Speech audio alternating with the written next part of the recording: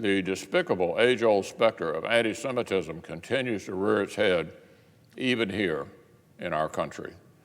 Last week, authorities from New York to Los Angeles were investigating assaults on Jewish people. According to press reports, in New York City, one Jewish man was kicked, punched, and sprayed with chemicals by 5 or 6 men yelling anti-Semitic things. That happened, by the way, right in Times Square. A synagogue in Arizona was vandalized. So was another in Illinois. A Jewish family visiting South Florida had a car pull up next to them, and multiple occupants began screaming, "Free Palestine, die Jew." That's what he got for wearing his yarmulke in public.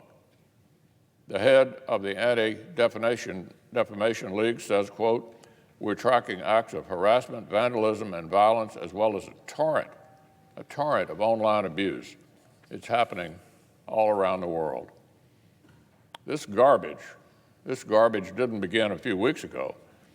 It isn't a response to geopolitics.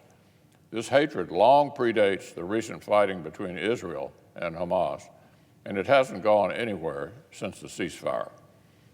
This spring, in the shadow of this Capitol building, a U.S. Capitol police officer was killed in broad daylight by an unbalanced follower of the Nation of Islam, the extremist group led by anti-Semite Louis Farrakhan.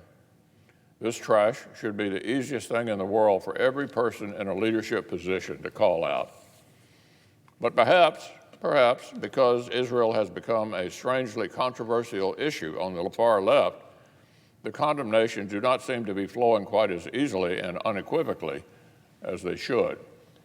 Yesterday, a Democratic congressman from Minnesota tweeted this, quote, "I'll say the quiet part out loud.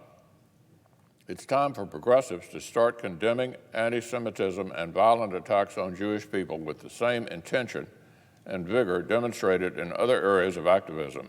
The silence has been deafening." End quote. I couldn't say it better myself, Mr. President. So Senator Cotton and I are introducing new legislation to fight anti-Semitism. Our bill will support state and local law enforcement and ensure the bigoted thugs who are attacking Jewish Americans face the full force of our justice system. I'm proud to be co-sponsoring this legislation, though I regret that in the year of 2021, it remains, unfortunately, necessary. I hope every one of our colleagues will join Senator Cotton and myself